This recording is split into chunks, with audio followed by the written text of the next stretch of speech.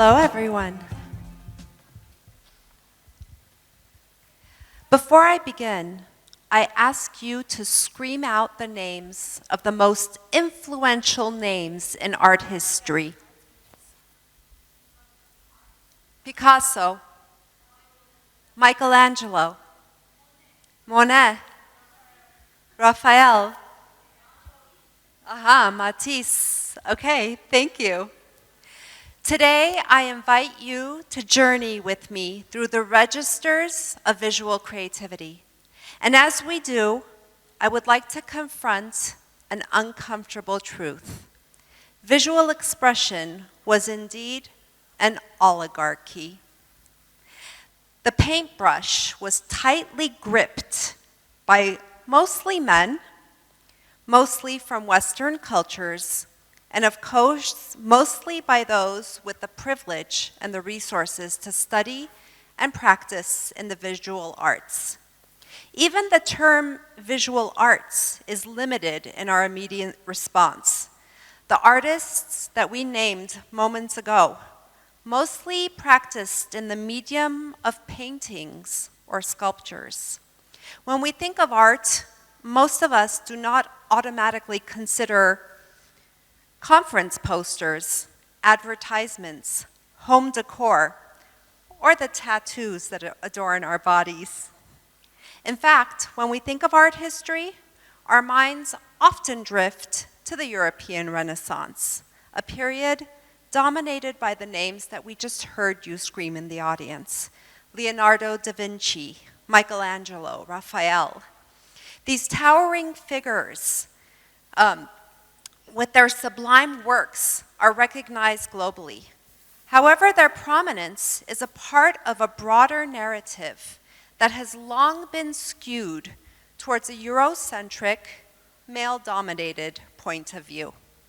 The Christian story became the bedrock of what we consider high art, perpetuating a cycle where only certain stories are told and valued. In academic settings around the world, curriculum often mirrors this. Art history courses predominantly feature the works of European masters, reinforcing a canon that marginalizes non-Western and female artists. The approach, it diminishes the contribution that other cultures make to this world, often framing them as niche, peripheral, exotic. For instance,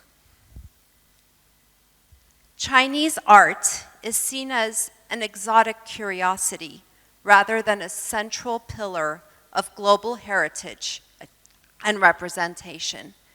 Consider the richness of the Chinese landscape painting with its delicate brushwork and profound philosophical depth, or the vibrant landscape and intricate patterns of Islamic art, which have influenced countless generations. Yet these are often relegated to secondary status in our collective consciousness, and they're not given the same platform or the same reverence, thereby silencing a multitude of voices and perspectives, a world with only a few predominant narratives. This disparity in representation is not just a historical oversight, but a reflection of deeper societal structures that have consistently favored certain groups over others. By acknowledging this, we take the first step towards democratization. Democratizing creativity ensures that all voices, no matter what walk of life, gender, race, religion, creativity, financial status, geography, have the opportunity to be represented, and not only represented, but celebrated. Over the past decade, this vision to democratize creativity has become more of a reality. My colleagues at Picsart and I realize a mission to empower creativity in everyone, everywhere, because we firmly believe in the power of diverse voices. Our Armenian founders believe that every story is important, having experienced our own national story being muted time and time and time again. We also know that visual creativity is a universal trait, and everybody has the potential to express it. This belief and passion drove us to create the world's largest creative platform. Sorry.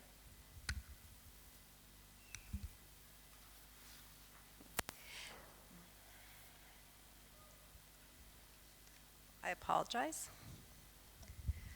By providing cutting-edge tools, enriching content, and by fostering a supportive community, we aim to enable anyone, anywhere to tell their story. In a world that increasingly craves diverse voices, our platform became a beacon for over 1 billion creators. Although we were among the leaders of this democratization, we are not alone. There are many revolutionaries. In the early years, Twitter and Reddit democratized news, while Facebook and Instagram expanded editorial content. Advance in technology equipped every single smartphone with a camera, a microphone, a typewriter, and in our case, a suite of editing features. These modern inventions have crushed traditional barriers to creativity, leading to an explosion of user-generated content, from videos and podcasts in Arusha to blogs and global collaborative digital art created right here in Yerevan. The result, a vibrant and diverse digital landscape where information and creativity knows no bounds. And here is my favorite example.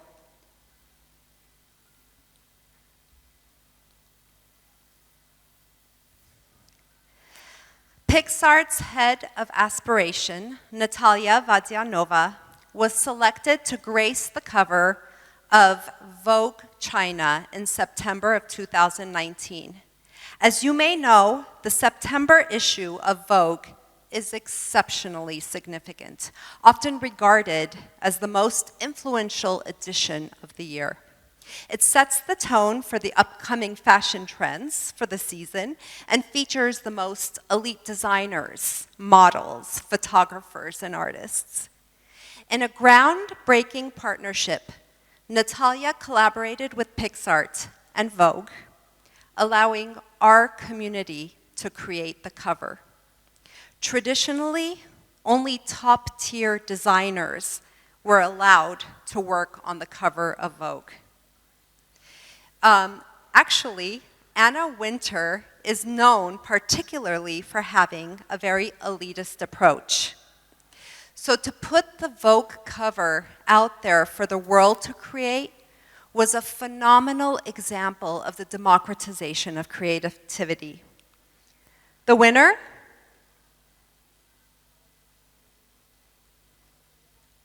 Sorry. I guess there's something wrong with the slide. This was the winner that actually made it on the cover of Vogue. And the winner was a teenager, a young girl from South America with no previous art experience, showcasing the potential talent that exists beyond the hallways of the most prestigious art schools and the most prestigious art galleries. What's more, this powerful example of democratization is repeated billions of times a month at Picsart in smaller and larger scales. So as you can see, our young artist was quite talented. But what if you're not? Because sometimes you're not. What if you're like me? I have the greatest ideas, but zero technical ability to express them visually. For example, I was recently engulfed in a torturous process called remont, or remodeling.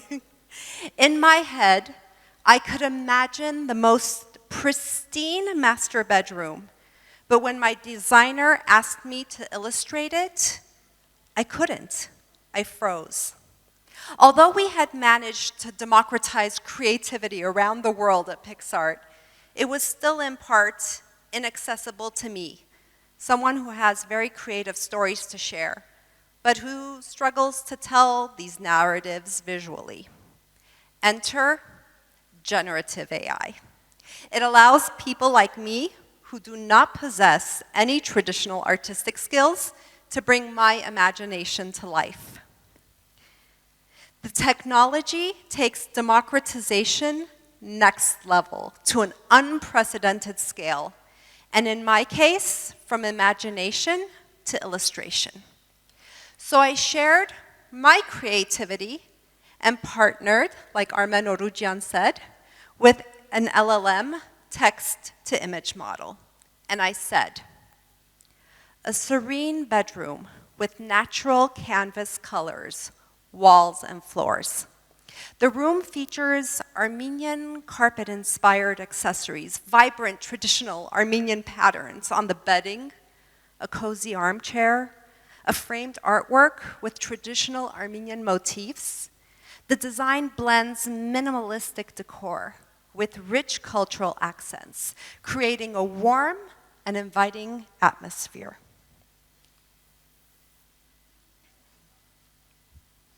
And with this, I had my mood board, and with this, I worked to actually create the Armenian bedroom of my dreams. For someone like me, with boundless creativity, but limited artistic skill, generative AI is a game changer. For my friend Mariam, who owns Fatato Pottery, it takes her business next level. She uses our smart background feature, another generative AI tool, to create professional images that market her products and her services. It saves her time, it saves her money, it frees her from any business dependencies. And her ceramics, they go straight from the oven to the market with just a few clicks. And by the way, our smart background takes the object and gives it a background that you can just post right away. So as you can see, and having said all this, as a global community and as a business vested in AI, we take into account the ethical usage and the powerful innovation that is in our hands. We just heard about this from our wonderful previous speaker. We discussed this crucial topic, and it is crucial that we continue to advocate and put action towards ethical AI usage. However, two things can be true at the same time. While we ensure safe and ethical usage, we can also take the time to celebrate the diversity, the freedom, and the benefit that generative AI offers. I cannot wait to see how it continues to unleash our creativity. I cannot wait to see how our most talented artists will partner with Gen AI to co-create innovative storytelling.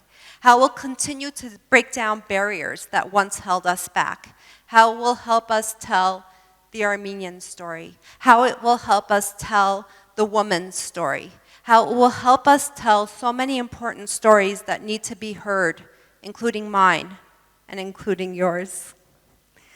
We stand at the threshold of a new era in creativity, a radical democratization, if I may. And I invite you to walk in and to manifest the boundless potential that lies in you, so that we may spread our diverse stories, our very personal experiences outward, to break down every remaining barrier that we have to our visual creativity, to ensure that in every toolkit on this earth that every person holds as they walk through life, a powerful paintbrush is ready to illustrate their future.